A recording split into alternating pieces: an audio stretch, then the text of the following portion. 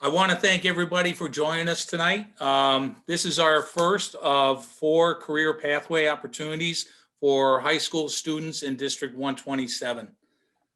In the past years, the Rotary Club has partnered with District 117, the Tech Campus, and local businesses to offer career opportunities to our students that are pursuing careers outside something that isn't in the pathway of a 4-year college or a 2-year college. We've conducted career expos in the past and at Tech Campus and offered connections with the students between the field and training opportunities. Unfortunately, the COVID pandemic has brought us to this, and here we are tonight. We have a great list of panelists that will be able to give you students information on how to get into the fields of law enforcement, EMS, and fire. The Rotary Club, I'd like to thank Matt Tabor, Sue Ryan, Joanne Osmond, and Mike Schwartz, and myself for pulling this together. All the different District 127 people who've helped us through this. You guys have been fantastic. You know, you let us know you're all about kids and allow us to help you help them.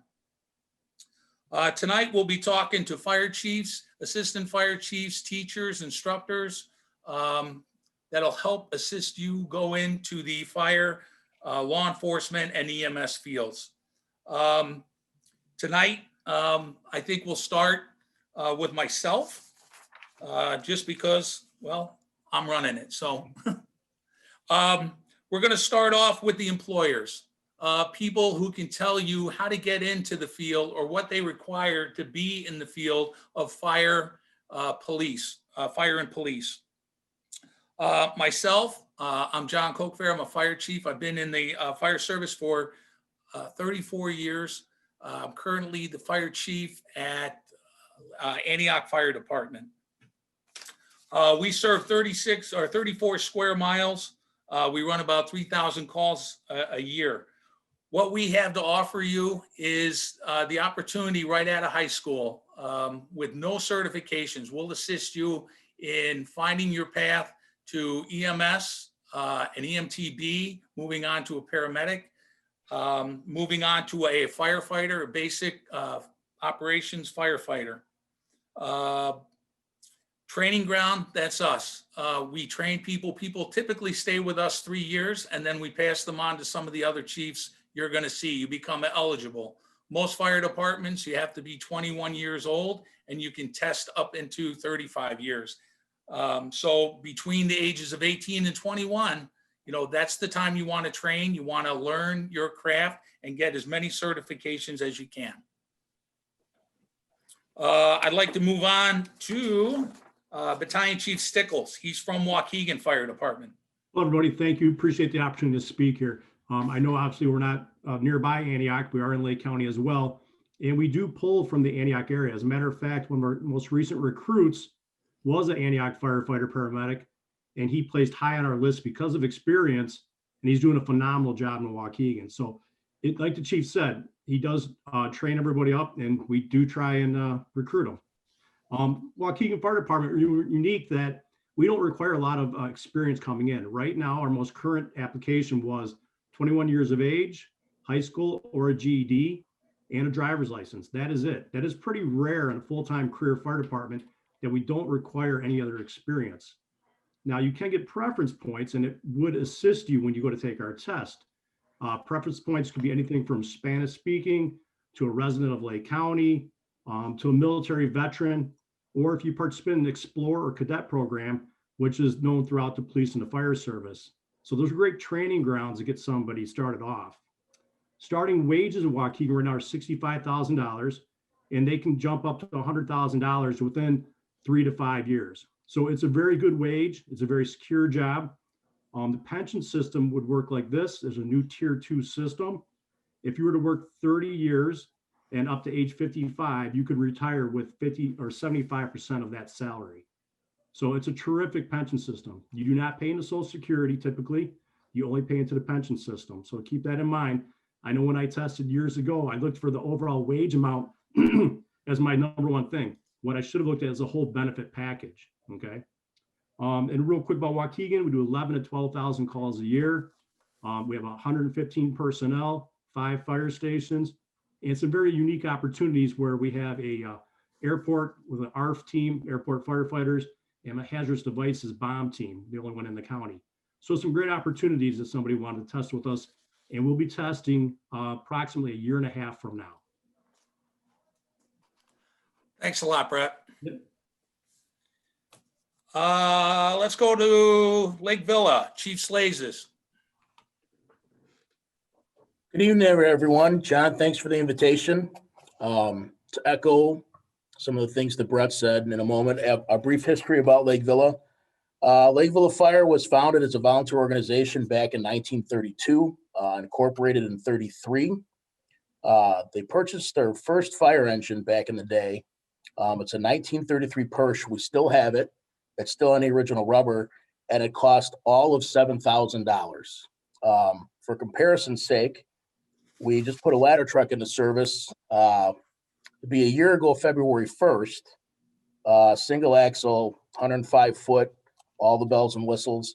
That thing costs about 1.2 million. So that should put things into perspective for everybody about what fire apparatus costs and everything else. I've been with Lake Villa now for over 28 years. I was also full-time over at Graze Lake for 15. I worked with a couple of the panelists. As a matter of fact, John Kochfer, Chief of Antioch, was my first captain. And my first partner was Dan Pierre, who is Graze Lake's chief now. And I can say with wholeheartedly, I made the right move going to Graze Lake full-time. We had a great time, and I think we got pretty good at our jobs along the way too. We now are mostly full-time in Lake Villa. We have 1 chief, 1 deputy chief, 3 battalion chiefs, 12 lieutenants, and 6 blue shirts or entry-level fire medics, which we just put on. They started November 1st. And basically all the full-time stuff, other than myself a few years ago, has happened within about the last 18 months. So Lake Villa has really expanded and gone to a more full-time format. But with us having 4 stations, we still always need part-time help.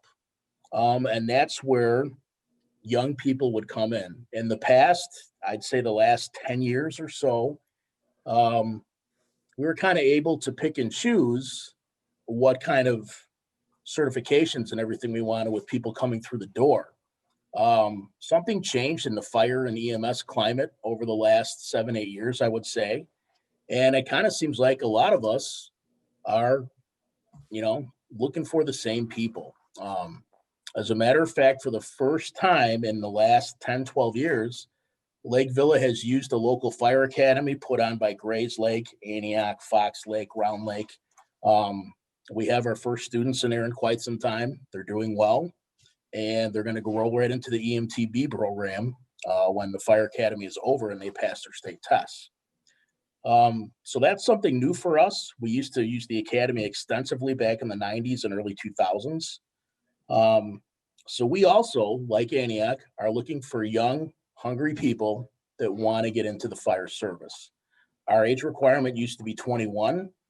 We have dropped that now, and we're looking for young people that preferably live in our district that are interested in fire and EMS.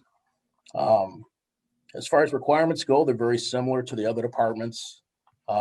Basically everyone has to pass a background check, have a clean driving record, things of that nature.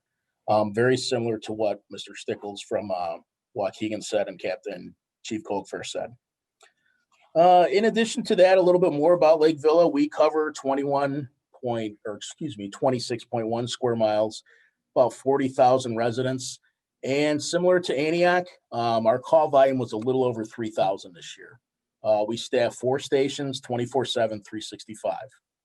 And typically one of those slots in each station every day is a part-time person. So, and with part-time help, it seems like it's a revolving door. As Chief Kochfer was saying, when you get somebody trained up and they're really good, they typically get a job somewhere else after a couple of years, and then you start all over again with another young person.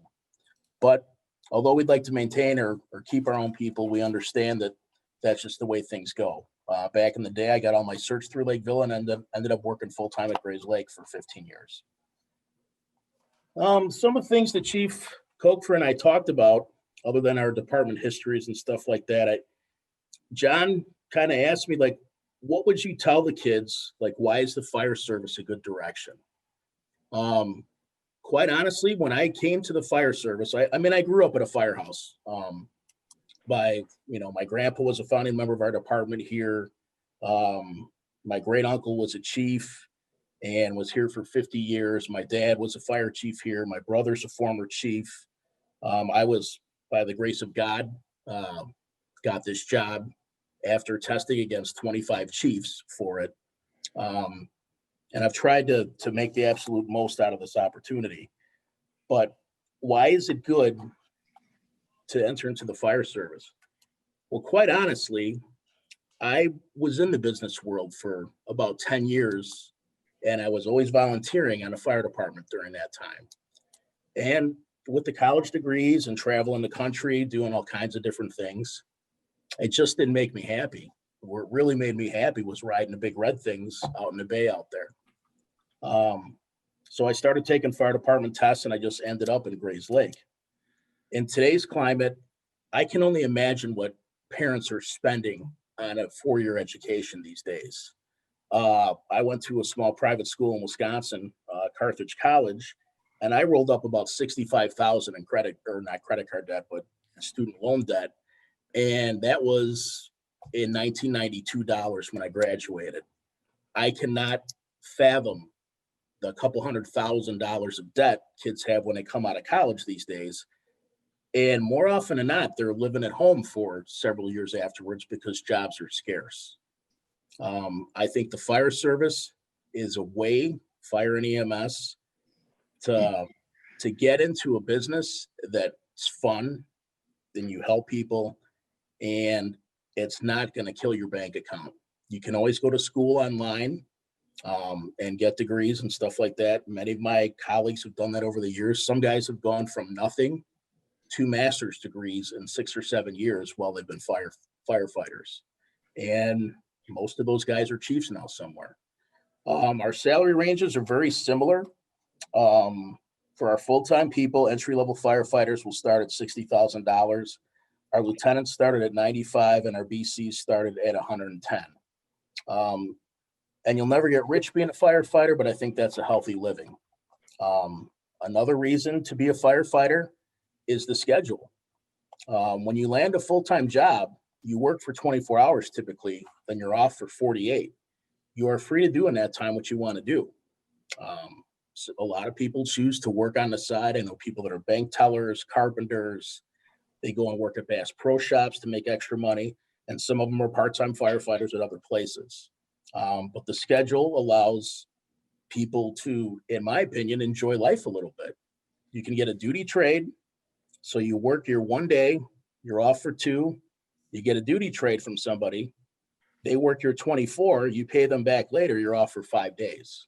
If you were a fisherman or somebody that liked to go out of town, travel a little bit, or say you're a crazed baseball fan and you like to go watch, the White Sox or the Cubs, you can make a weekend out of it by just trading a day or taking a vacation day.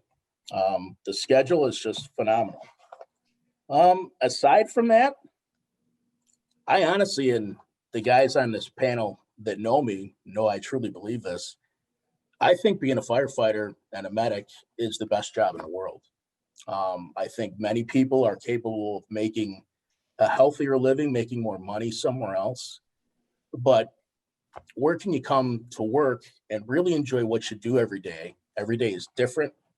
Every call is different. You meet people all the time. You get to take care of people. And it just, when things are going right and you run a lot of calls, I mean, you just can feel good. You can have some job satisfaction. I did a lot of things in the business world. Most of it was sales. And let me just say that the firefighting side of things is entirely more rewarding than what I did in the business world. If I can answer anybody's questions or anybody has anything for me, go ahead and shoot. We're going to go ahead and save questions for the end. Okay, Doug? Thank you very much. That was awesome. John, Chief, sorry. We forgot to tell the attendees, if they do have a question, they can write it in the Q&A at the bottom of everybody's screen, and then we'll go over those questions at the very end. Thank you. Hopefully you all got that. Chief Pierre. Dan, you still there? I'm here. Okay. Had to unmute. Thank you. Thank you for inviting me to this. My name is Dan Pierre. I'm the fire chief of the Graze Lake Fire Protection District. Been in the fire service. This is my 30th year. And 26 of them completed with Graze Lake. Before that, I was working in Gurnee. A little bit about our organization. It was founded back in 1899 as a volunteer fire department. It's a combination department today with career and part-time personnel. So we rely upon our part-time people to augment our full-time staff. We ran just under 5,000 calls in 2019. As I stated, combination department, 24 square miles. Graze Lake our fire district has about 40,000 residents, and it's a 3-station operation. The salary ranges are very comparable to what was stated here with Waukegan and Lake Villa. So what we look for when we're hiring part-time staff, our requirements are firefighter, paramedic, that's cross-trained in both of them, not one or the other. And then 21 years old. However, we have a partnership with the College Lake County Firefighter Academy. So if any of the Academy students work their way through and successfully complete the Academy, and we have a vacancy available, that we can offer it to any of the CLC Firefighter Academy students. So, yeah, we are, just to keep mine a little bit on the shorter side, because we're all kind of sharing the same thing. Why did I do this job? Why did I get involved? Way back when I first got involved, I loved it. It was a great job. And my enthusiasm for the job continues to this day. And, you know, I hope that with the people that I taught along the way, or the people that, if there was one thing that we shared with them, was that, you know, there's passion for the job, and it's a really good job. And we want to, you know, especially for those that might be completing high school and they don't know what they want to do after high school, it's an excellent opportunity. So just try to keep it a little bit on the shorter side, but that's it about Graze Lake. If anybody has any questions at the end. All right. Thank you, Dan. You know, one thing I just want to reiterate to all the students out there, you know, you may not know what you want to do. This may not be the first choice for you, but boy, it's going to, you know, once you start it, it's going to catch you and grab you, and away you're going to go. The fire service has been good to everybody here that we had the opportunity to speak with, or who spoke tonight. So we'll encourage you. I've always sold Antioch as, you know, when you go to college and you don't make it in college your first year and you have to come home, you don't know what to do, give one of us a call. We're happy to help you. There's people who helped us in the fire service. We're about paying it forward. We'll help you and guide you, even if we're not your first choice. So I'd like to move on to the police departments. We have Ryan Dion from Lake Villa Police Department. Ryan, if you'd like to tell us a little bit about Lake Villa and what they require. Yeah, definitely. So a little bit about Lake Villa. We're a 25-man department that includes 17 full-time officers, and the rest are part-timers. We work 12-hour shifts, so you get every other Friday, Saturday, Sunday off. Our salary range of the current contract is 53.5, and we top at 85 after 7 years. We got personal days, vacation days, sick days, comp time, bank, then of course your medical, dental, vision, downstate pension. We do all the police equipment is initially issued upon hire, and then you get a yearly $700 uniform allowance. let's see. So for hiring requirements, very similar to a lot of police departments, we do not require a college degree. High school diploma or GED is required, a valid license, FOID card. You have to be between 21 and 35 years of age to test. Testing includes a power test, medical, drug screening, vision test, psych, and polygraph. And upon hiring, the recruits will then attend a 14-week, 560-hour basic police academy. After they graduate the academy, they enter the field training program, and they build on the skills that they learn in the academy under the direction of field training officers and the training sergeant. The FTO period for training is about 3 months, where they rotate through various field training officers. You get a lot of perspective. And then, so students that are interested in law enforcement, got to apply yourself in school, maintain the grades, consider participating in a law enforcement explorer post. We don't have one. I believe Antioch still does. Graze Lake and Lindenhurst, I believe, still run an explorer post. Otherwise, a job, if you're not 21 yet, to test, jobs in security, loss prevention, dispatching, any number of those jobs can help you kind of build up to a career in law enforcement and give you an idea of what you're in for. And then, of course, college degrees, while we don't require them, college degrees and military do earn you extra points on the test when you do test, so that could put you above the other applicants. Okay, well, thank you. Thanks, Ryan. Chief Gutchow, you out there someplace from Antioch? Yeah, sure am. Good evening, everyone. Again, as Chief Coker mentioned, my name is Jeff Gutchow. I'm the police chief with Antioch. I started my career with Antioch about 22 years ago, and I remember being in the same situation that many of the students were. I was faced with the decision: do I want to go to a 4-year college and incur the debt and go into a business professional life, or do I want to go into public service? Obviously, because sitting before you today, I went down the path of public service, and I got to tell you, I wouldn't change anything about it. One of the best things that I've experienced through this career is compared to some of my students that I went to school with back many years ago, is I've had stability in this profession. Public service, there's not a lot of professions that you can get into out there. They're going to offer more job stability than what we have. I've watched some of my friends that have gone into engineering, business, pharmaceuticals, many of those jobs that require those 4-year degrees. With the downturn of the economies, they've faced layoffs and other challenges where law enforcement, fire service, and some of the other vocations have offered a lot of stability, which has allowed me to provide a pretty comfortable life for my family. Officer Dion covered a lot of the same things that we require for entry, so no need to really rehash that. He did mention we do have a law enforcement explorer program that's available for youth age 14 to 20, and it's an offshoot of the Boy Scouts program. Gives youth a insight to what a career in law enforcement is like.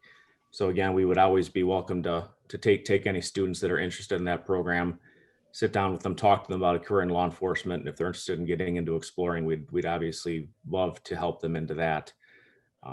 Some of the advantage of working for a small town like Antioch, we're not a real big department. We're about 8.5 square miles, roughly 15,000 people, handle about 15,000 incidents a year. But working in a smaller town, you really do have an opportunity to make an impact and connect with your community. If you get into a bigger city, you spend a lot of your career just being reactive and running call to call.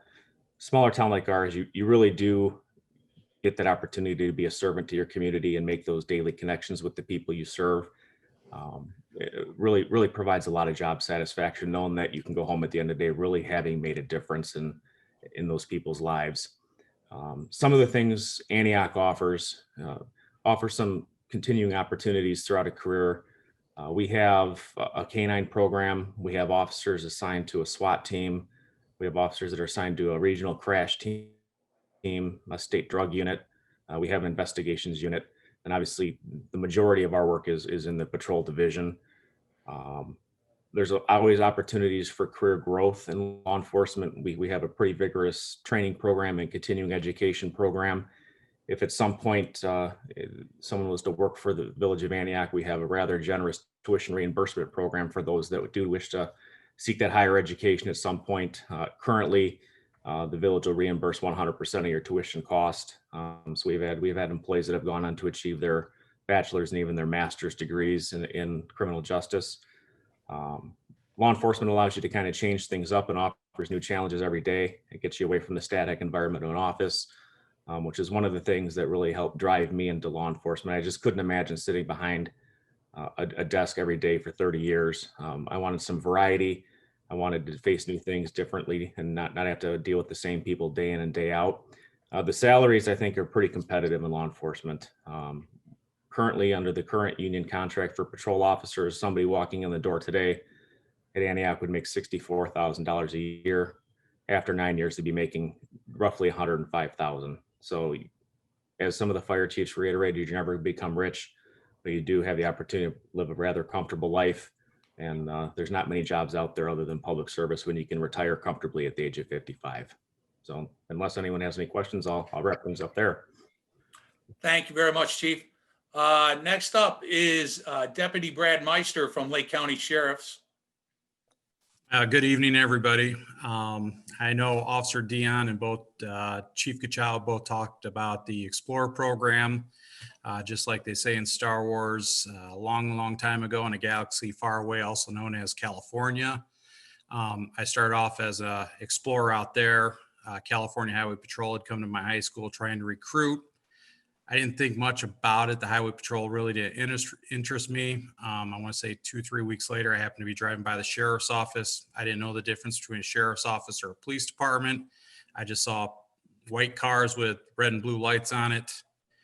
Pulled in, asked if they had one of these Explorer programs. Out of the 40 kids that applied, I was one of 2 that actually got selected. I don't know if I was a great interviewer or what, but that's what really sparked my interest in law enforcement. And here I am. That was back in 92, 93. And here I am, a deputy sheriff. I've been, a full-time law enforcement officer for 23 years. One of the things about the sheriff's office, or what attracted me to the sheriff's office, is we have a lot of opportunities. We're a large department. We employ 500 plus employees, anywhere from civilian staff, such as fleet management or dispatch, to other specialized units. I'm the school resource officer at Lake County Tech Campus. It's one of our specialty units that I enjoy being on. We have an investigations unit. We have an undercover unit. We have the tactical response team. We have patrol. We have canine handlers. We're getting our 5th canine here shortly. We're currently in the interview process for a 5th canine deputy. I know some of these guys were mentioning pay. I believe with the sheriff's office, I want to say our starting pay is around $66,000, and then top out after 8 years at about a little over $100,000. I think 102. I've found it to be a great experience. There's the one thing about a sheriff's office, or at least a sheriff's office our size, there's a lot of room to grow, whether into commands, specialty units, specialized services, with me being also a part-time firefighter, EMT with the Antioch Fire Department. I've been able to take those EMT skills. I'm a TAC medic for our tactical response team. I'm also a TAC medic for the ILEAS Mobile Field Force Response Team, which is a state team. I was teaching a bunch of undercover deputies today how to do CPR, use of some other medical devices that we now issue out to the deputies. And I've found that to be very rewarding, and have a few more years left here. All right. Well, thank you very much. We appreciate it. So that kind of concludes our employers for tonight. Some things to remember, we're here to help you. There's certain certifications that you're going to need along the way. There's things you can do yourself. I encourage all you students, if you're in the fire service, firefighter.org is a pathway to get you, no matter where you are in the United States or find yourself in the United States. Firefighter.org will point you in the direction of the fire service or a fire service leader.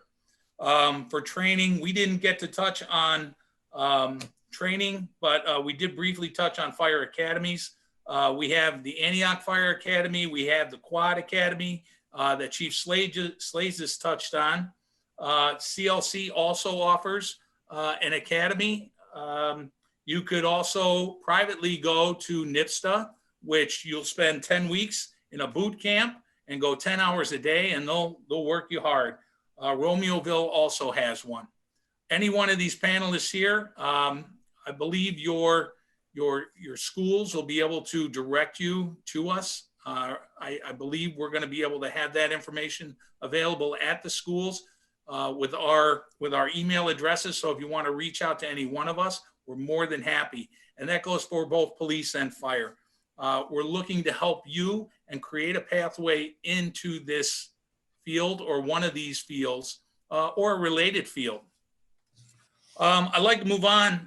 How do we get you there? Here's what's out there. How do you get to us? Rebecca and Scott, I don't know if you can pull out any of the,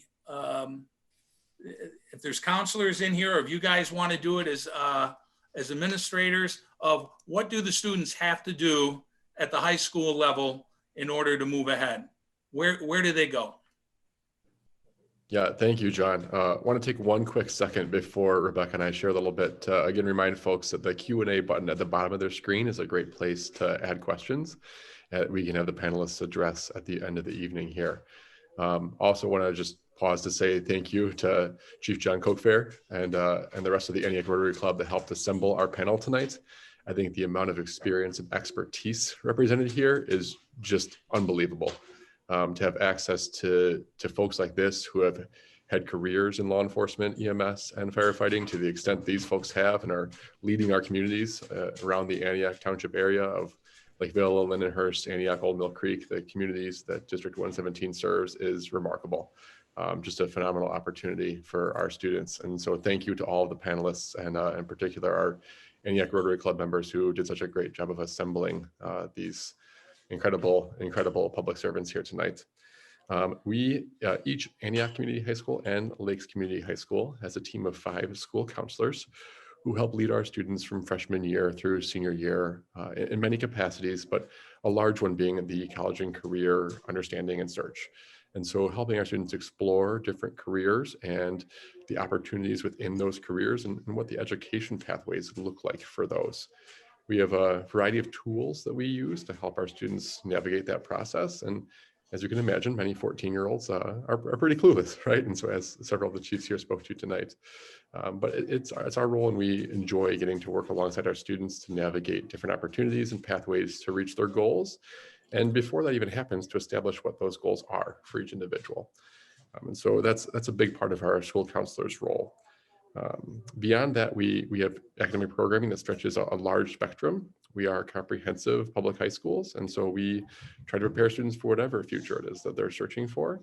But we do also have some great partners that I know we're going to share here in a minute at the College of Lake County Tech Campus that we're able to help support our students with.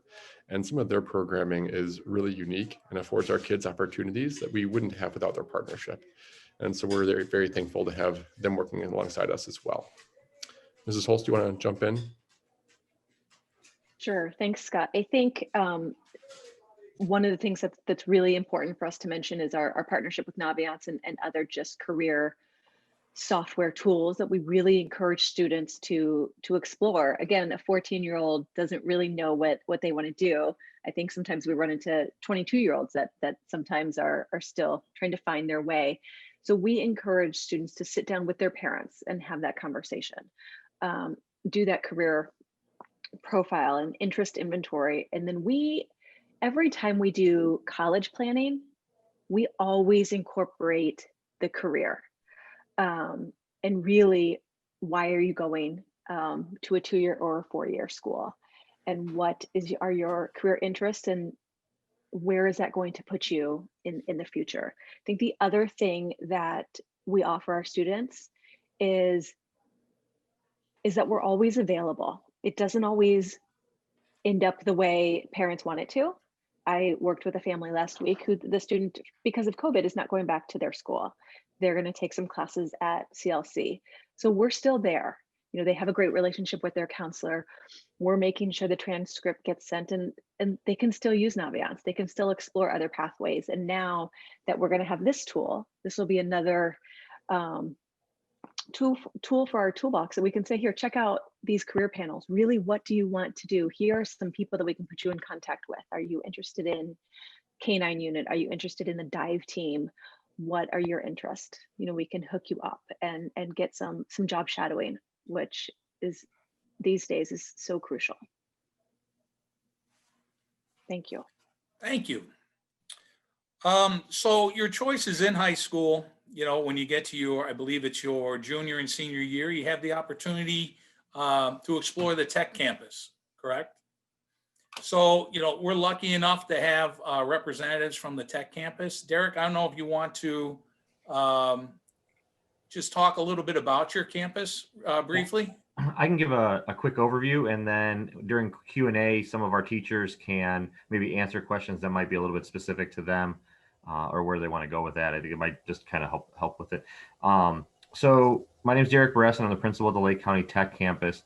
And like all the fire chiefs and police chiefs in here and deputies and officers have been talking about, is we give you guys an opportunity to really explore what firefighting, emergency medical services, and the criminal justice world are all about while you're still in high school. So you can find out if you're interested in, as a junior or senior, in becoming a police officer, becoming a firefighter or a paramedic, or so many other things in the criminal justice world that might be of interest to you.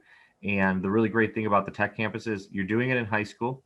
You're going to get college credit through the College of Lake County. We're not the College of Lake County. We're still a high school component of it. So your school sends you to the tech campus for 2 hours a day, and you're taking your electives with us. So you get to take the firefighting class and earn dual credit with the College of Lake County while there. So you're earning three college credits in firefighting and criminal justice and in law enforcement, and you're actually earning 7 dual credits in emergency medical services.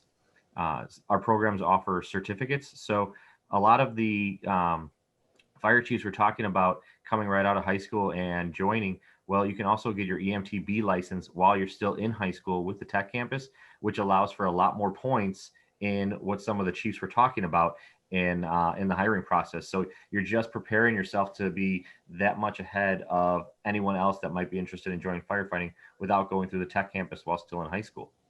So I think it's a great opportunity for you. And John, if you wanted any of the teachers to talk, they're. Yep, I was going to go down the list. We've invited some of your instructors there. So I was going to start with the EMS. I believe that's Mary Ann and it was Melissa. If you guys want each take a shot, tell a little bit about your class and what your class is going to offer to some of the high school students. I'll go first. My name's Mary Ann Peistrup. I'm one of the EMS instructors. I've been there instructing for 3 years, and then I was an aide for 3 years as well. So started off as just an EMS aide and then kind of bounced around a little bit. And it's a great program. We're a senior only class. So we kind of pull from our medical classes, our CNA, medical assisting, biomedical, firefighting. We try to pull from them. We do get a couple law enforcements that are, you know, no offense, guys, confused either to check police or fire. So we always try to push them down the EMS, and then some of them have a military background. So we always tell them after school, military, this is great. You can use what you've learned in our class to progress.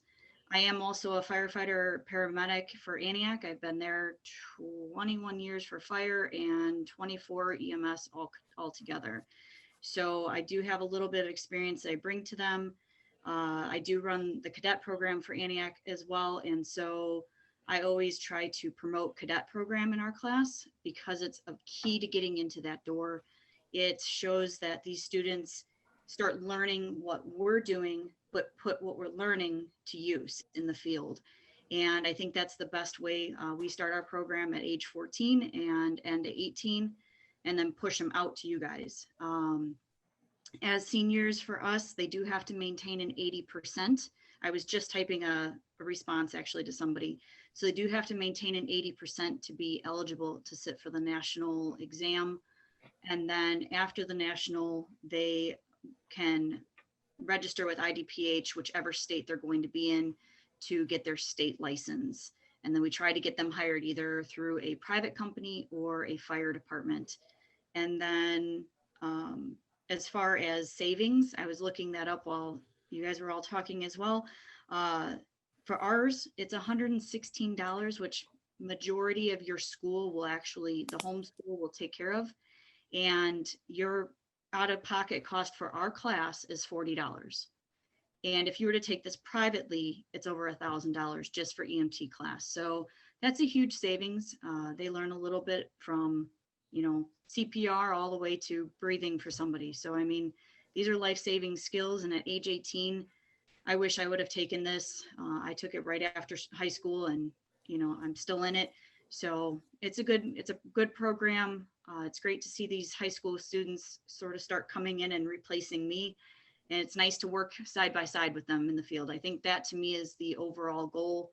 When I pull up on a scene and here's a student I taught, that to me is pride, honor, and ownership. So that is my spiel. I'll let Your Melissa take on it.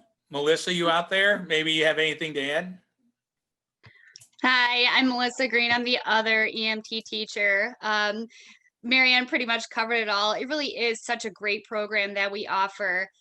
Going back to when I was in EMT class 10 years ago, and seeing what we do now, it's pretty much like it's almost a paramedic class now these days compared to what it was before.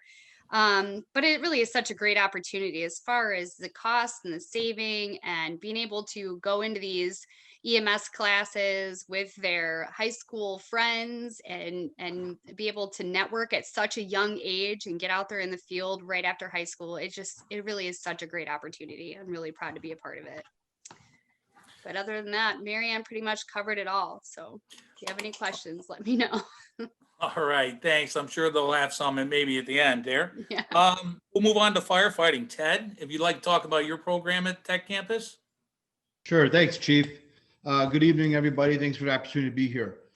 What I'm able to bring to the classroom is over 30 plus years of firefighting experience as well. When you come to our class, we run the class very much like you would be going to the fire academy. But like our principal said, we are still in a high school mode. So there's going to be some didactic or some book work that goes right along with our education, but really it's a hands-on program. The students that come to Tech in the firefighting program, we're going to explore not only the different avenues of firefighting, like some of the questions that have been put out there already, but we're also going to actually get hands-on with the actual fire protection equipment that we wear, the turnout gear, SCBAs, handling charged hose lines. We have an actual working fire apparatus, which has been graciously donated by the Graze Fire Department a while back, where we use that and implement our hands-on training, search patterns, tagging a hydrant, which is connecting lines to a hydrant to secure water for firefighting operations. So everything a firefighter does is explored from a hands-on perspective. And one of the opportunities that the students in Lake County have are the many career advancement opportunities, such as getting in at a young age. I would have loved to have that opportunity as a young man myself. I did get in at a young age anyway, got lucky, but to have the opportunities that are out there is just incredible. And I really think that being able to go in an interview and saying, hey, I've been through the firefighting class. I know what's expected of me. I know some of the terminology. I know the equipment. And that's a step ahead in being successful in completing the training that's going to be required of you. And not just required of you to pass, but to actually perform emergency services to the community. And that's the big thing. If anyone hasn't noticed, certainly all of us are passionate about what we do. The fire service, I still also agree, is one of the greatest jobs in the world. And I try to bring that passion to not only make the educational process enjoyable for you, but secretly even maybe teach you something along the way. So that might be something that you might want to, investigate, and hopefully I think you will enjoy it. And if you're not sure of any career path, that's one of the things that Tech Campus can offer you, is an early hands-on approach, and then you can make a decision. But one of the things I will speak to those that are aspiring to be in the fire service, fire and EMS do go hand in hand. So the firefighting program is the program that you should obviously, in my opinion, take at the junior year level. That doesn't mean you can't take it at the senior year level, but you take firefighting junior year, you go to EMT your senior year, and then at age 18, you can become a very viable candidate for many of the fire districts in Lake County. And if there's other questions or something that I may not have covered, please let me know. Chief, thank you for the opportunity. Yeah, and again, if there's any questions out there, please throw them in our Q&A box. That would be great. And we'll get to all those questions at the end. Thank you very much. Let's see, Stuart, you want to tell us about what you have to offer at Tech Campus? Sure. I think with like all the instructors, what's great at Tech Campus is they all bring that professional background from the class they're teaching. Can you introduce yourself, Stuart, just really quick? Sure. Stu Mendelson. I'm retired Libertyville. Been teaching at the Tech Campus. This is my second year teaching, been there for 4 years now. And in our class, we do a mix of intro to policing and then also intro to forensics. So the big thing I stress with the kids with policing is that they have to have interpersonal communication. As you see in ongoing news events, the most important thing is being able to talk to people. So I stress that with the kids that, the more you practice talking to people and holding conversations, the better off you're at. In terms of the forensics, we do crime scene, first officer on the scene, knowing how to photograph, diagramming, dusting and lifting latent prints. We do plaster shoe castings, collecting evidence, blood spatter. That's, covers a whole range of things in the forensic side. And then we always have guest speakers from all various law enforcement backgrounds. With Deputy Meister in the building, we always reach out to Lake County Sheriff's Office, or we reach out to our respective former employers or any contacts that we have to come in. Under the pandemic, we're trying to work on doing some Zoom conferencing. The policing side, we'll talk about arrest procedures, searches and frisks and the difference between those, patrol tactics, traffic stops, booking procedures, field contacts, use of force, and we've also started doing CPR certification in our class. And also, I know I had to get it, and I think most all first responders still have to do it, is their NIMS certifications through FEMA. We started doing the basic intros with our students. That's awesome, Stu. Thanks. Any questions, again, can be posted to the Q&A, and Stu will be able to answer those. Let's move on to Stephanie Jones. Stephanie, can you introduce yourself and what it is you do at Tech Campus? Well, I'm Stephanie Jones, and I am a first-year teacher at Tech. I actually follow in Stu's footsteps there. He is helping me learn the ropes as a first-year teacher, so he pretty much said everything I wanted to say. I was at Mundelein for 12 years, and then I was injured on the job, and I could no longer be a police officer, so I kind of found my way to teaching. I was substitute teaching, which I know Scott's shaking his head. Yeah, I substitute taught at Antioch and Lakes for several years, as well as Graze Lake District. So I know a lot of the kids that are coming into Tech right now, including my son. So that makes it kind of interesting. He's in the firefighting part with Ted, so that makes it kind of interesting. So. But yeah, and then I do law enforcement with Stu, and I do criminal justice with Dan too, which I'm going to defer to Dan because we talk a lot about, he likes to say cops, courts, and corrections. And it's all about the careers, the different types of careers that you can have within those realms of law enforcement. So I'm going to kind of defer to him so I don't take the sail out of his, out of what he wants to say. So. All right, well, thanks. Dan, that's a great intro. Why don't you dive right in? That's pretty good. Thanks, Steph. Thank you, everybody. I'm just gonna I'm gonna talk to the kids out there. I worked for 30 years as assistant director at the adult probation department. I Can you retired from introduce that. yourself, Dan? Let them know. Yeah, Dan Haran. I worked for 30 years at the adult probation department, retired. I've been teaching at the college for about 21 years. Now, I'm just trying to let the kids know that there's other options out there besides just policing. Because sometimes they don't know that. I know when I was a kid, I didn't know that. I wanted to be a cop. That was it. But it wasn't in my DNA. So there's other options out there. We're teaching a class right now at Tech, which is also a new class at the college, which is called Careers in Criminal Justice. It has a lot to do, of course, with cops. It has a lot to do with the court system, with corrections, and we've added security in there too. Everybody wants to work for the FBI. Everybody wants to have their own TV show called CSI Waukegan. You know what? Sometimes before you play in the big leagues, you got to play in the minor leagues, and you got to learn that there's a career path out there for you.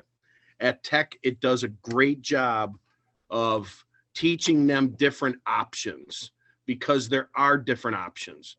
Not everybody's cut out to work in policing. Not everybody's cut out to be a lawyer. But you know what? You can be a correctional officer at the Lake County Jail making a comfortable living with a high school diploma. You can work in security and build up your resume. I think Derek said it best, and I agree with him. Dual credit is a great thing to do because you get your college credits, which will make your parents very, very happy. And the other thing I would recommend to students also, do internships, do volunteer work. Go up to your local fire departments or your police departments or whatever and say, what can I do to help? Who can I rub shoulders with? But that's all I really have to say is that there's options out there. It's like a menu at a restaurant. You might think you want a burger, but it's okay to get ribs. Okay, thanks. Thanks a lot, Dan. Nice twist. Next up, from the College of Lake County, we have Jeff Howell. Jeff, if you want to introduce yourself. Jeff is going to take us up to the next level. Maybe if you're looking to do a post-high school learning, Jeff might be able to point you in that direction. And what does he have to offer? Thanks, Chief. My name's Jeff Howell. I spent actually 30 years in the fire service. I retired as fire chief for the city of Lake Forest. And what was interesting is going through my career there were a lot of opportunities to get the certifications. That was the big trend in the fire service. Not a lot of people really went down the road of pursuing degrees. And that was an avenue that I chose to take. And I will tell you, not a lot of people chose to follow me, so to speak. In fact, in the history of Lake Forest, I was only the second person that obtained a master's degree. Now, why did I do it? Because I saw the value in education. So as it be now, I am the department chair of the College of Lake County for the fire science program. I certainly couldn't have orchestrated that, would have never predicted that that would happen. But there's some key components there. So they have two different degree tracks. One is an associate's degree in fire science technology.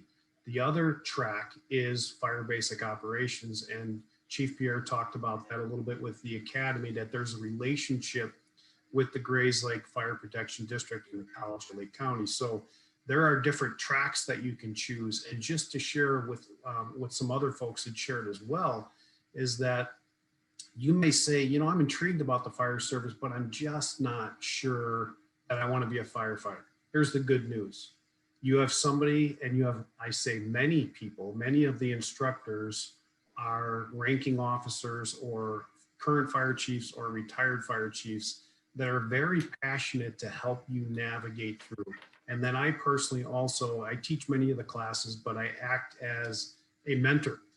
And I would encourage and challenge every one of you that doesn't have someone in your life that is steering you in a direction to seek someone out that may coach you and cheer you on. So when you think about the opportunities, it may not just be a firefighter, it could be a fire investigator, a fire inspector, a public educator.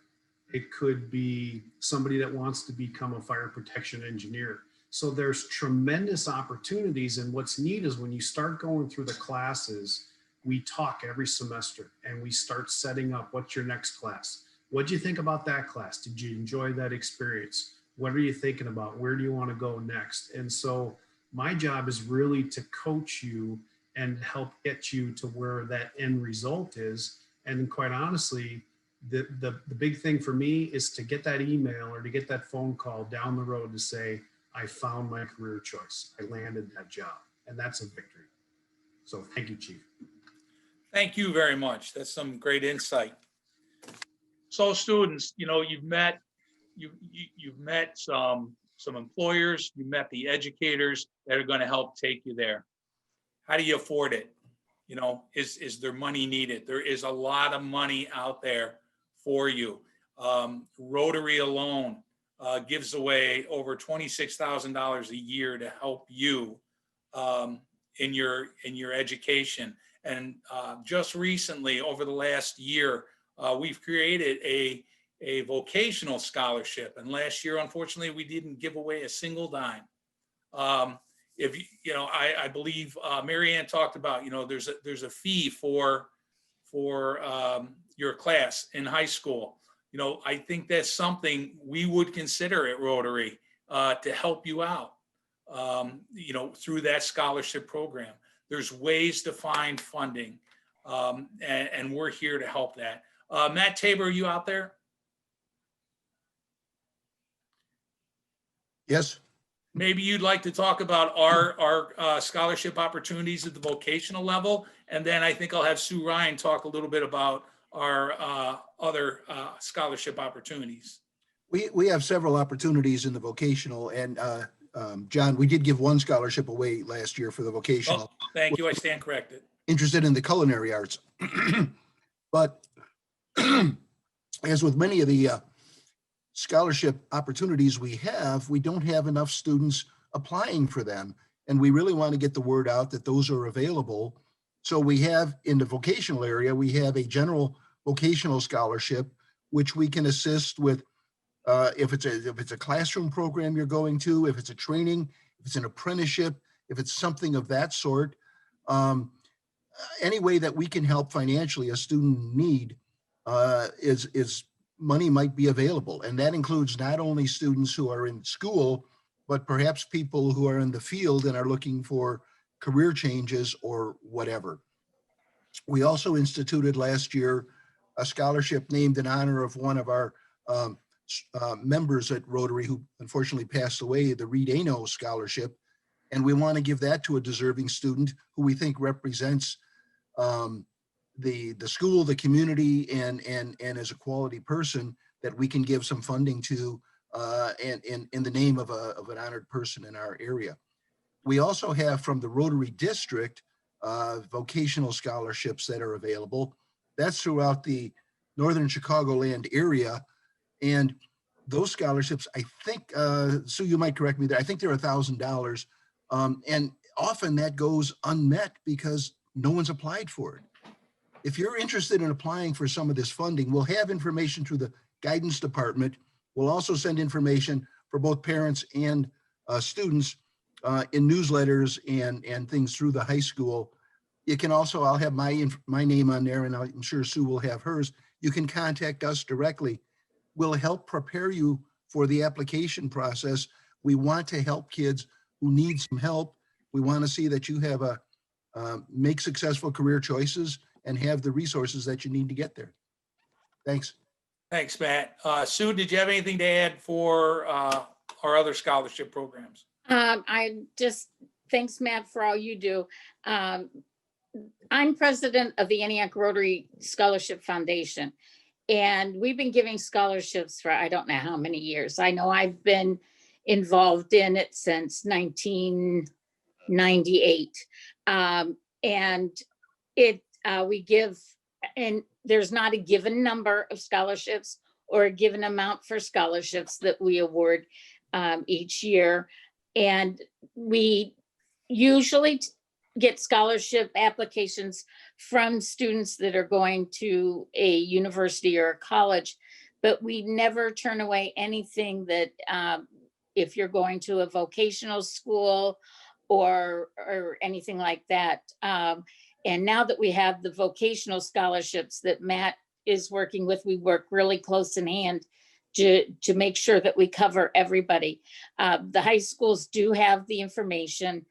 Please fill out the scholarships. There's money there waiting to be given out. And we just want to help. That's awesome. Thanks, Sue.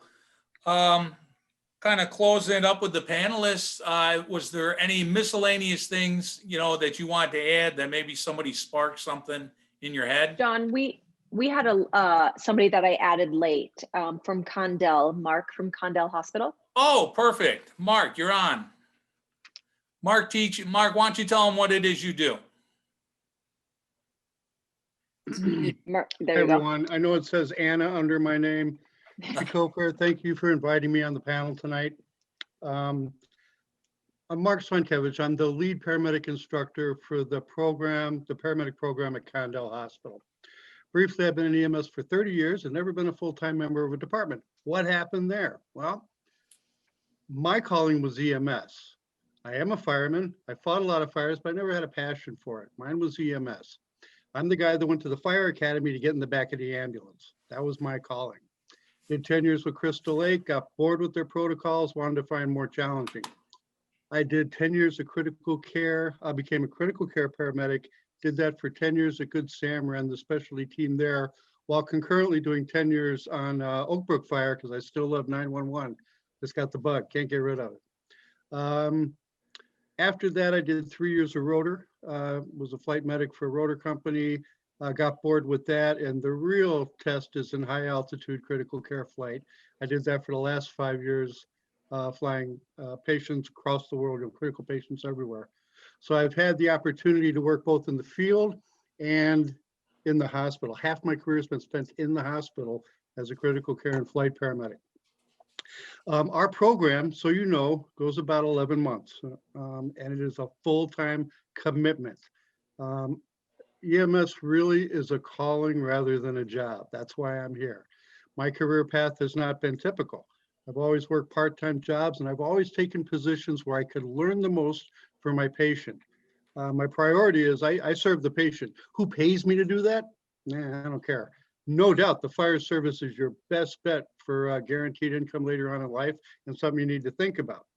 However, when you're in the paramedic program, you're going to spend a significant amount of time in the emergency room and in different areas of the hospital. So it gives you the opportunity to look at these different fields and medical positions that go on within a hospital. And you can decide, geez, I really want to be a nurse. I have 3 of my former students now going to nursing school. I have 1 that finished PA school, and you can do both. I have many of my colleagues that are full-time firefighter medics here. They went on to get their flight, passed the boards for flight, and they also work part-time as a flight paramedic. Many of them work as techs in the ER. So there's lateral and vertical moves you can make once you get in the medical field, but that's our role there. What about the Condell program, Mark? If you could talk a little bit about your program at Condell, what does that entail and how do you get in that? Well, you have to be a licensed EMTB all ready to apply for the program. Ideally, although there's no time requirement, it used to be 6 months back in the day, but they got rid of that. So you can move right from EMT once you have your license right into the paramedic program. It goes from the beginning of August till late in June. The minimum is 1,050 hours of time. This is over 500 hours of didactic classroom with me and the doctors. About 320 hours, I think, of clinical time, and another 340 you have to do out in the field. That's the minimum. That assumes that when you're in the field, you're getting all the required assessments and skills, and this is an advanced program. If you do the other course requirements for paramedic, it is an associate's degree program. You'll have an associate's of applied science when you're finished, and I recommend, like everyone else, get that degree. We've moved to the national test, so at the end of our program, you will be testing at the national level. You'll take the National Registry written and practical exam, and you'll receive your state license through that. So while I've been in the fire field my whole life, I've been a I fought fireman. I am a fireman. I'm actually a fireman. But I gravitated toward the small box, not the big red one. So it's an opportunity to learn, but that's our program. And we do have an 80% passing score. I've been teaching there for about 7 years, and I've been teaching my whole EMS career. And education is huge in this field. I went on to become a lead instructor for the paramedic, also ACLS PALS, like many other instructors. Much of this can lead to a income path away from there. You see a little film studio behind me. I do a lot of EMS videos. So there's money to be made in the private sector when it comes to medicine. However, the more you know, the more you're worth. It takes time. You don't get there overnight. So this is a long haul career. It's not the short path to riches. And you won't get rich doing this, but it's a calling. We accept about 24 students into our program. There's always a waiting list. This is the first year that I've ever had to dismiss a student for academic failure because, and they admitted they came in unprepared, didn't study, and bombed out. And that can happen. It's the first time we've only lost one student the whole time I've been there. Other than that, we have a 100% success rate. Anybody that's taken the exam ultimately passed the exam. It's not uncommon for some students to fail the National Registry on the first try because it's a very high pressure test and there's cameras all over and they're searching you when you come in. All of them pass on the second attempt. I can't imagine doing anything else with my life. This is it. I love EMS.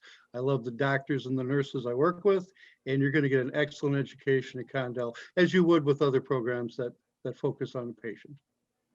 Thank you very much, Mark. My pleasure. Thank you, and thanks for, sorry we missed you there. I'm often forgotten. It's okay. Nick Parrott. Yes, hello. Hi, sorry. That's all right. My name's Nick. I'm here on behalf of Lake County Tech Campus. I'm the marketing coordinator there. I just have a really quick couple things to mention. I would first like to second everything that our administration and our instructors have said about tech. It's a great place to explore different career paths, dual credit, certifications, hands-on training. It's all great stuff. We are currently accepting applications for next school year. You can access our application portal at www.techcampus.org. And if you're also interested in touring our space, get an idea of what the classrooms are like, see all the equipment that's available to you, you can now tour our campus by typing into your URL www.techcampus.org/virtual tour. If that's too much to remember, you can also just access it on the homepage of our website. That's all I have. Thanks, everybody. Thanks, Nick. Sorry we missed you there. It's our first go round. Hey, Chief, can I say one other thing? Another job service we didn't touch about, and we can do maybe another session in the future, is dispatchers, 911. It's a good area that's certainly needed, and everything starts with that for police and fire. And then as a resource for kids, as they're wanting to see what's out there and prices and education and certifications, the blueline.com is a good website to look at, and it'll give you a good spectrum of what's in Northern Illinois for employment.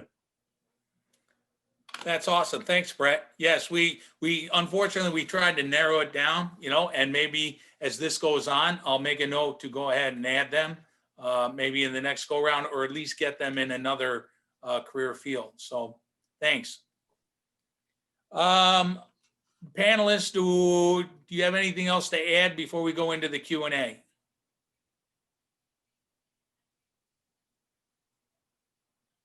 Give it a sec. Okay. I think what's important for students to know is that if you're not sure, you can always engage with one of these panelists, myself included, and we can direct you to these people to ask some questions and to see if, the Explorer program that was mentioned by Deputy Meister, it's a great option for you to become involved and see if this is something that you'd like to pursue. But we encourage you to ask questions and see if this is your passion. And John, if I could just real quick, this is Jim McKay. I'm the superintendent of the schools. I just wanted to say thank you to all the panelists.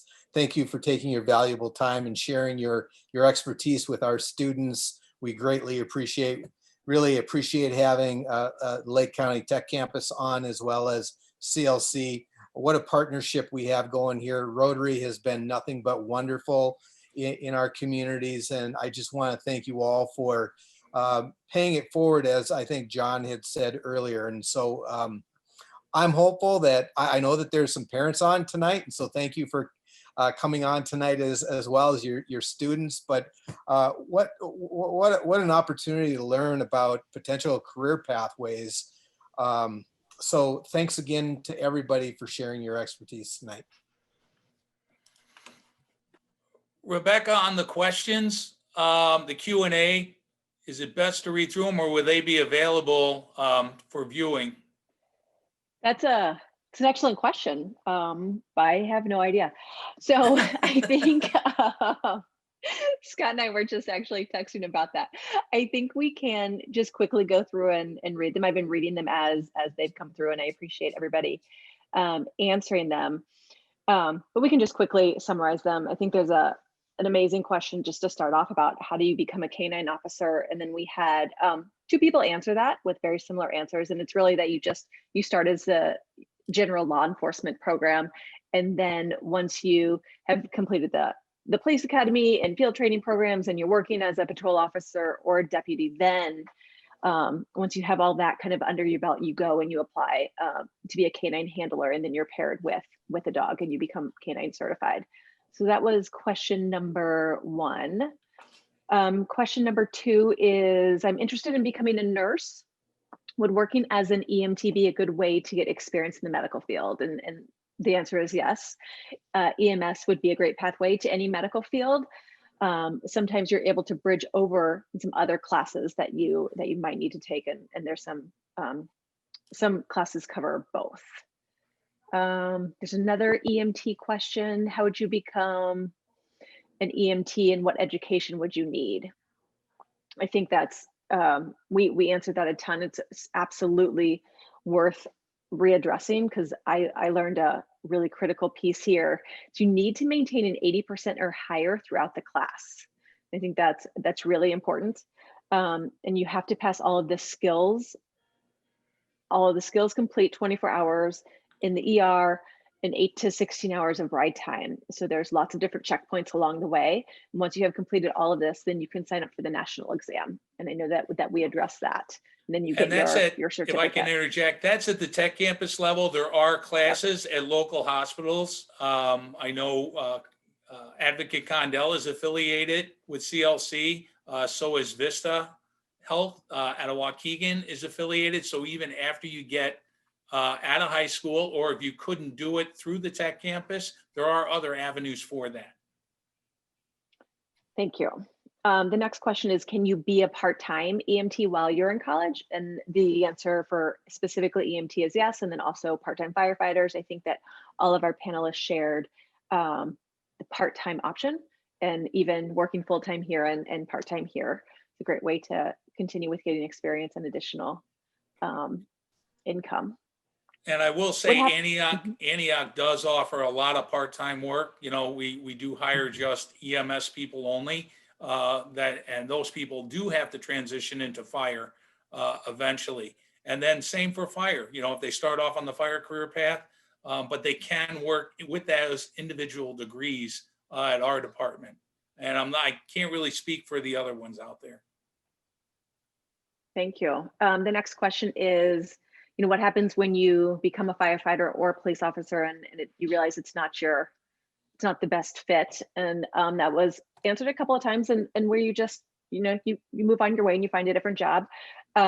Derek from Tech Campus really, I think, hit kind of the nail on the head here with, experiencing everything that Tech Campus has to offer will allow you to see if that's the right fit for you before you continue in that career path.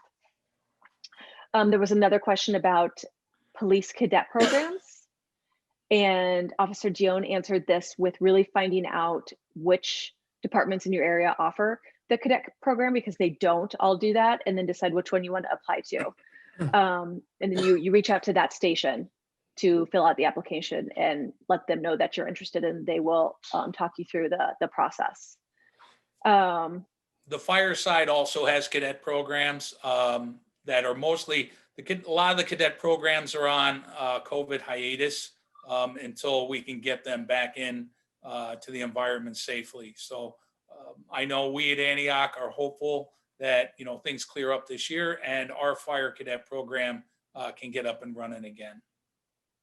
Can I add something to the Law Enforcement Explorer program? The agencies that do have one, again, a lot of them are suspended due to COVID, but you have Antioch, Lake County Sheriff, you have a Lindenhurst Graze Lake combination. I do believe they have some Lake Village kids on there. Gurney is a very large post that has it. Lincolnshire is a very powerful post that has a lot of explorers involved in it. Hey, Jeff, Deputy, Ryan, can you think of any? Deputy, can you share, because you were a member of an Explorer program, you said, can you explain more what is an Explorer program? An Explorer program is a program for kids age 14 to their 21st birthday. It gives them a opportunity to whatever career field, whether it's fire, police. I know they got some other Explorer programs in other career fields, but it gives them a opportunity they have monthly meetings to basically train or learn about that profession. They also have the opportunity to participate, whether it's law enforcement or fire, to ride along with the officers or the firefighters to kind of determine if that's a career that they want. It helps gives them a head start and helps us out as law enforcement and fire. I look at it as pre-training. They got one foot up as far as knowledge and education on what the career field is. Really quick too on the Explorer posts. I started as a fire explorer, and we would cross train with the police departments quite a bit, interacting. So you really get a good amount. I know Antioch would do a little bit with the fire explorers at the same time. So you do get to see both sides of it, even if you're in one or the other.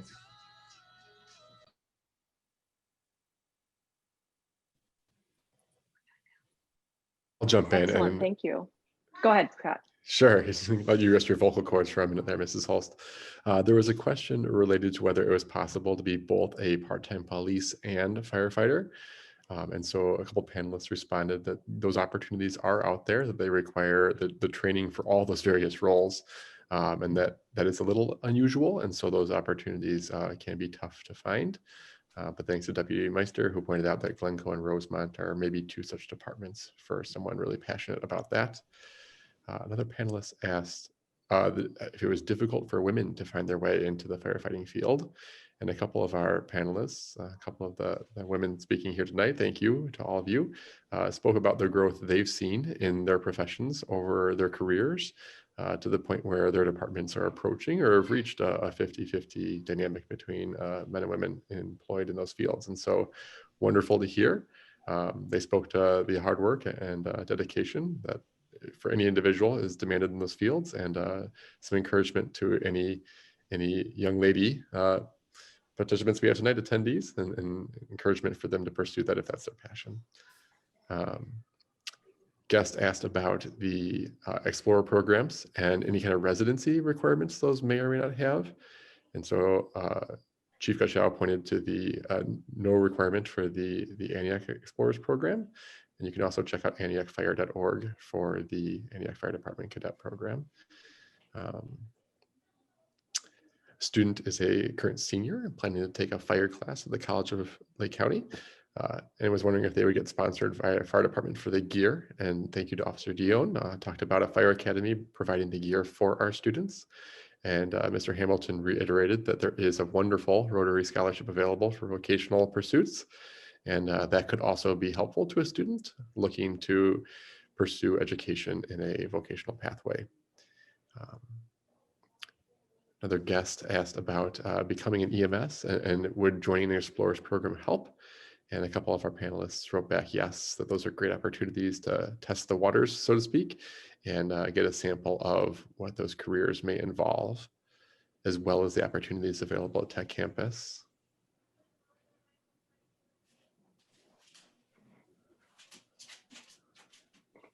Question about after passing the EMT exam, how then you become a paramedic. And Ms. Green commented that depending on where you would like to practice, that can dictate that a little bit in terms of whether that's through a fire service or a private agency, and whether that's in an urban or rural setting that you want to be employed in the future. And so looking into the specific agencies in those relative areas to understand the paramedic programs that they'd end up in based on where they would get hired in the future. Another panelist asked a very timely question about how hard it is to be an EMT in terms of the demands on mental health. And so a couple of our panelists shared that it can be difficult, but that there's great support networks within these professions to help colleagues assist colleagues and to ensure that that folks in these careers are being provided with appropriate support to manage the mental load as well as the physical load in these careers. And another question related to that one on advice on handling the traumatic scenarios that can occur when working in emergency medicine and all of these careers for sure. And so again, some panelists responded with support for how to access and the kinds of supports that are available within these fields. So crisis incident training, something that the school staff are working on as well, but is a component of the training for the staff in a lot of these fields.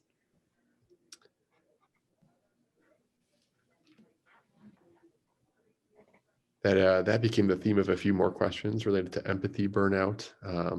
Great comments on self-care from some of our panelists, to take time for yourselves and to care for yourself, and the importance of understanding that is something that shouldn't be hidden in the shadows, but needs to be talked about for being able to have longevity in these careers and looking out for colleagues as well.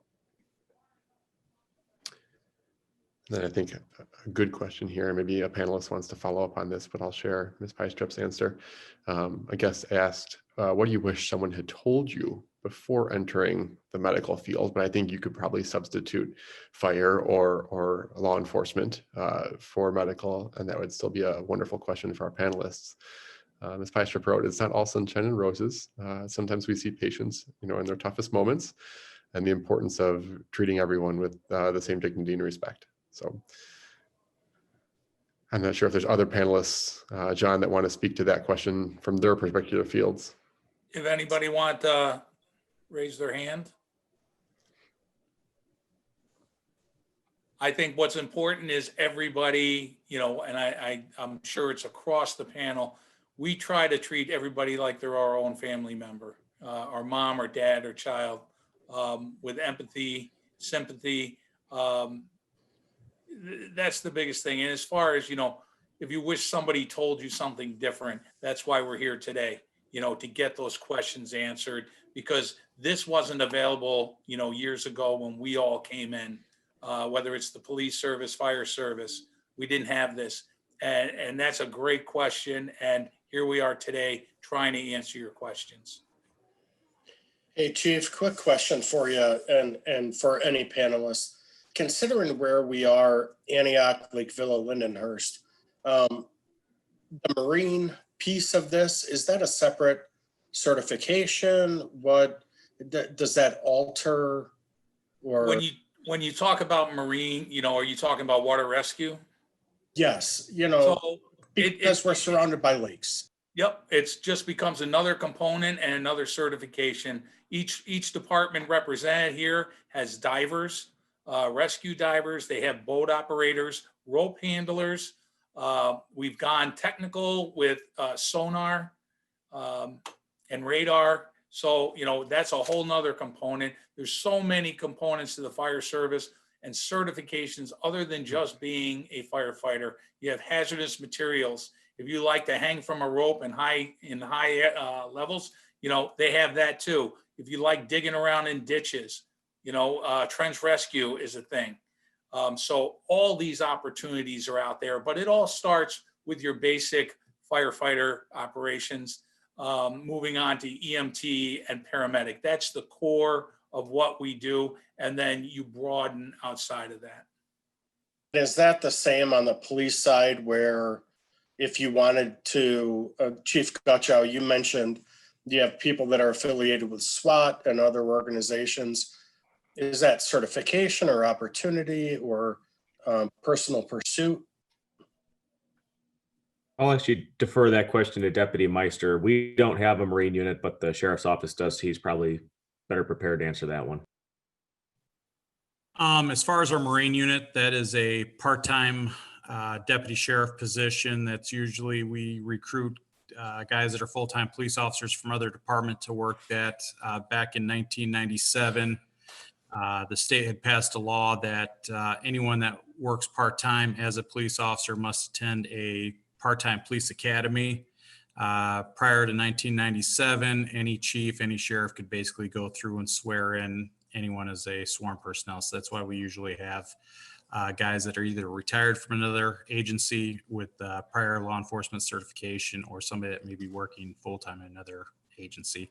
I know there was another part to that question. Yeah, it was such as an officer wanting to join, say, NIPUS, go undercover, or on a SWAT team for the county. I know they pull from departments.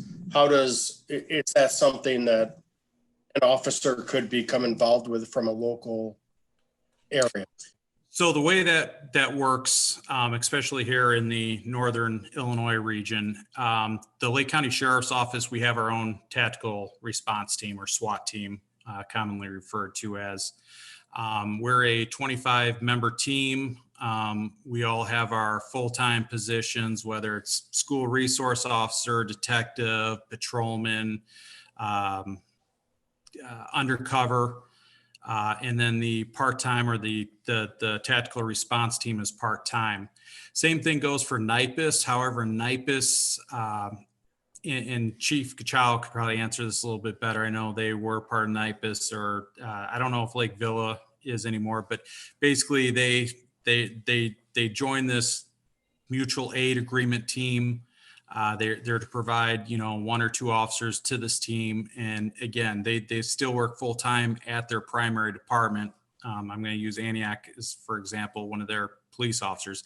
They'll work their full-time shift. Anytime there's a TRT or SWAT team training, obviously that officer will attend that training. Or if there's a SWAT team call out, obviously they'll respond from their full-time position to go to such call out.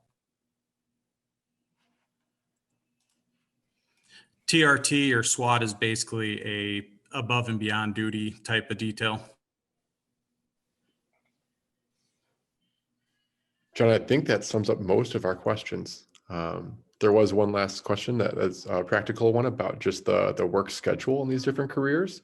Some of our firefighting representatives spoke to a pretty standard 24-hour on, 48-hour off rotation in their fields, most commonly. And over in our law enforcement world, 8.5-hour shift on a rotating basis with 5 days on, 2 days off, roughly approach seems like the most common scenario. And so Right. definitely some flexibility. Part of that question was part-time firefighters and what a part-time fire. It's kind of different for all of them. Most of them work a 12-hour shift, whether they sign up for and they pick. Part-time firefighter EMTs, it's pretty much universal. You can't work more than 130 hours a month. It's a benefits. It's the Healthcare Reform Act that holds us to that. So that's kind of where those fall. And I think it's pretty similar with some of the part-time hours that Lake Villa and Graze Lake work. I don't believe Waukegan has any part-time hours. I think that sums up the key questions that were submitted by our guests tonight. All right. Well, That being said, I'd like to thank all the participants, all the attendees, the people who took time to submit questions. District 117, you guys are fantastic. Tech Campus, Lake County College, you guys do an awesome job with the kids, getting them ready for us. If there's anything we can do to help you, please reach out to us. You have my email contacts, and I can put you in touch with some of our panelists. You also have our panelists that will be available at the high school level. Attendees, if you have any questions, go to your high school counselors, get in there, tear it apart, tell your friends they missed one heck of a presentation. We're hoping to be back next month with, I believe it's plumbing and electrical. Hey, Ms. contractors. Holst. What's that? Ms. Holst, if someone missed this presentation, what can they do to share with their friends? So we are going tomorrow, we will convert this to a YouTube video, and we will share out the link. Scott, Mr. Leverance will do it in his weekly update at Antioch. I will do it at Lakes. Our guidance counselors and case managers will all have access to this. We will find a nice cozy spot on the website. And John, I will email it to you, and you can email it out to all of the panelists. That's awesome. Thank you so much. So I think at this point, we can close up. Again, thank you, everyone. Hope to see you soon.